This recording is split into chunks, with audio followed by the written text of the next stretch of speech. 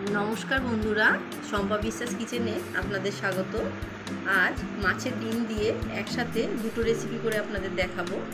माछेर डिमेर बड़ा और बड़ा करे झाल खूब सहजभावे करब, किन्तु खेते किन्तु दारुण हय। जारा माछेर डिम खेते पारे ना, आष्टे गन्ध लागे, एरकम भावे करले ताराओ खाबे, खेते किन्तु दारुण हय। तो चलुन ताहले किभाबे करेछि देखे नेওয়া যাক। माछेर डिमटाके আমি খুব ভালো করে ধুয়ে পরিষ্কার করে নিয়ে জলটা ঝরিয়ে নিয়েছি। নিয়ে এটাকে একটু টুকরো করে কেটে নেব।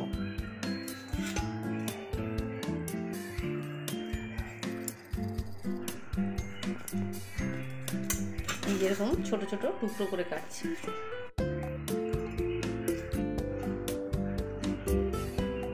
ডিমগুলোকে টুকরো করে কেটে নেওয়ার পরে এটাকে একটু ম্যারিনেট করব।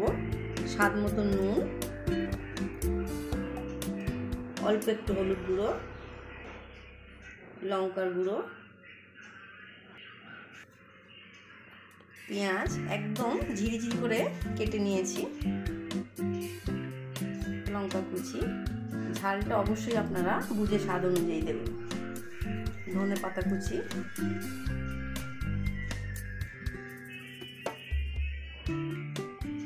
আর অল্প একটু আদা রসুন বাটা দিয়ে দিচ্ছি। সব কিছুকে একটু হালকা হাতে খুব ভালোভাবে মিশিয়ে নিতে হবে।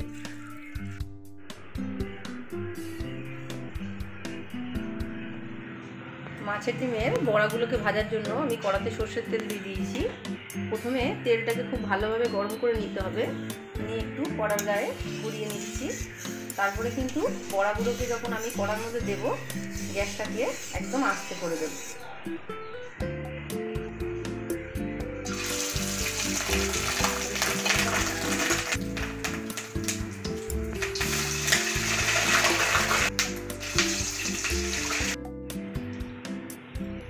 বড়াগুলোকে কড়াতে দেওয়ার সময় অবশ্যই কিন্তু গ্যাসের আঁচটাকে আস্তে করে দিতে হবে, কারণ প্রথমে দিলে একটু ফাটতে পারে।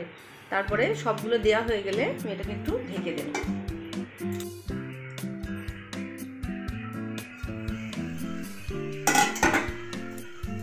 ঢেকে দেওয়ার পরে প্রায় 5 থেকে 6 মিনিট হয়েছে। গ্যাসের আঁচটা কিন্তু একদম কমানোই ছিল। দেখুন রঙটাও কিন্তু পুরো চেঞ্জ হয়ে গেছে, আর বড়াগুলো তেলের মধ্যে কিন্তু সুন্দর সেদ্ধ হয়ে গেছে, ভেতর থেকে শক্তও হয়ে গেছে। এবারে আরেক পিঠ উল্টে দেব। একটু সময় ধরে করতে হবে, তবে কিন্তু খেতে ভালো হবে, নাহলে ভেতরে কিন্তু কাঁচা থেকে যাবে।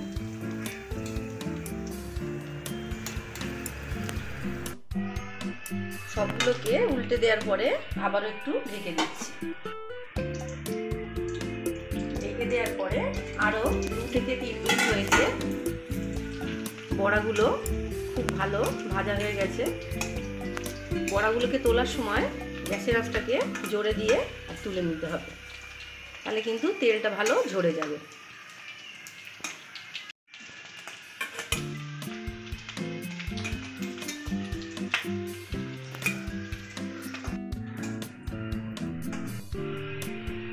তেলের মধ্যে আমি একটু কালো জিরে ফোড়নে দিলাম, পেঁয়াজ একদম ঝিরি করে কাটা,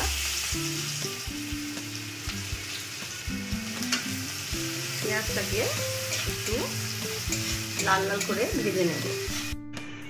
পেঁয়াজটাকে আমি একটু সময় ধরে গ্যাসের আঁচ কমিয়ে ভাজলাম। এতে কি হবে, পেঁয়াজটা নরম হয়ে যাবে, কিন্তু বেশি পুড়ে যাবে না। যদি কালো হয়ে যায় তাহলে কিন্তু তরকারির স্বাদটা নষ্ট হয়ে যাবে। পেঁয়াজ একদম নরম হয়ে গেলে একটা টমেটো আর 2টো চেরা কাঁচা লঙ্কা দিয়ে দিচ্ছি, স্বাদ মতো নুন, একটু আদা রসুন বাটা দিয়ে আবার সব কিছুকে কিছুক্ষণ ধরে খুব ভালো করে কষিয়ে নিতে হবে। সব কিছুকে তেলের মধ্যে নেড়ে চেড়ে নেওয়ার পরে একটু ঢেকে দিচ্ছি, তাহলে টমেটোটা খুব ভালো নরম হয়ে যাবে। ঢেকে দেওয়ার পরে 3 থেকে 4 মিনিট হয়েছে। মাঝখানে ঢাকনা খুলে আমি আরও একবার উল্টে পাল্টে দিয়েছিলাম। গ্যাসের আঁচ কিন্তু কমিয়েই রান্নাটা করছি। টমেটো সুন্দর নরম হয়ে গেছে, আদা রসুনেরও কাঁচা গন্ধ একদম চলে গেছে। এই সময় সামান্য একটু জল দেব, দিয়ে বাকি মশলাগুলো দিয়ে দেবো। জল দিলে মশলাগুলো কিন্তু পুড়ে যাবে না। ধনে গুঁড়ো, জিরে গুঁড়ো, ধনে গুঁড়োর পরিমাণটা কিন্তু জিরে গুঁড়োর থেকে একটু বেশি দিতে হয়। হলুদ গুঁড়ো, লঙ্কার গুঁড়ো, ঝালটা কিন্তু অবশ্যই আপনারা বুঝে স্বাদ অনুযায়ী দেবেন। একটু কাশ্মীরি লঙ্কার গুঁড়ো দিয়ে দিচ্ছি। আবারও সব মশলা খুব ভালোভাবে কষিয়ে নিতে হবে।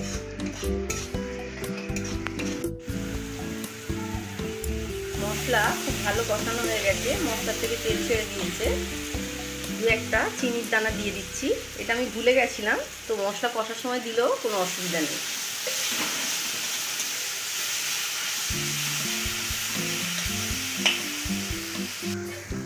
পরিমাণ মতন জল, যার যতটুকুনি গ্রেভি প্রয়োজন হবে জলটা বুঝে দিতে হবে।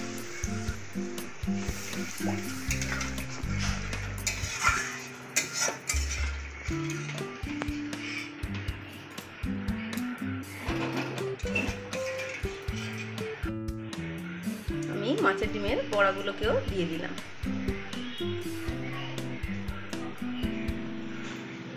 দিয়ে এটাকে একটু ঢেকে দিচ্ছি। ঢেকে দেওয়ার পরে আমি গ্যাসের আঁচটাকে জোরে দিয়ে দিয়েছিলাম। তারপরে খুব ভালোভাবে ফুটতে আরম্ভ করলে একদম সিম করে দিয়েছিলাম। মোটামুটি 5 থেকে 7 মিনিট হয়েছে। বড়াগুলো দিয়ে একটু ধিমে আঁচে ফোটালে কি হবে, ঝোলের মধ্যে স্বাদটা বেশি হবে। একদম রেডি। নামানোর আগে অবশ্যই নুন আর ঝালের স্বাদটা একটু দেখে নিতে হবে। অল্প একটু গরম মশলার গুঁড়ো দিলাম, তবে পরিমাণে কিন্তু খুব কম। ধনে পাতা কুচি দিয়ে আমি গ্যাসটাকে বন্ধ করে দিই। মাছের ডিমের বড়া ভাত ডালের সঙ্গে আমি সাজিয়ে নিয়ে চলে এসেছি। ডিমগুলো অনেক আগেই কিন্তু আমার ভাজা হয়ে গেছে, কিন্তু কত নরম আছে দেখুন, আর ভেতরে কিন্তু সুন্দরভাবে সেদ্ধ হয়ে গেছে, আর বাইরের দিকটা কুরকুরে। এইভাবে করে দেখবেন, খেতে কিন্তু দারুণ হয়। আর গ্রেভিটাকেও আমি সাজিয়ে নিয়েছি। বাচ্চারাও কিন্তু খুব ভালোবেসেই খায় এগুলো, তো আপনারা অবশ্যই বাড়িতে ট্রাই করবেন। ভালো লেগে থাকলে লাইক ও শেয়ার করুন। আর এখনও আমার চ্যানেলটি যারা সাবস্ক্রাইব করেননি অবশ্যই সাবস্ক্রাইব করবেন। সবাই ভালো থাকবেন। নমস্কার।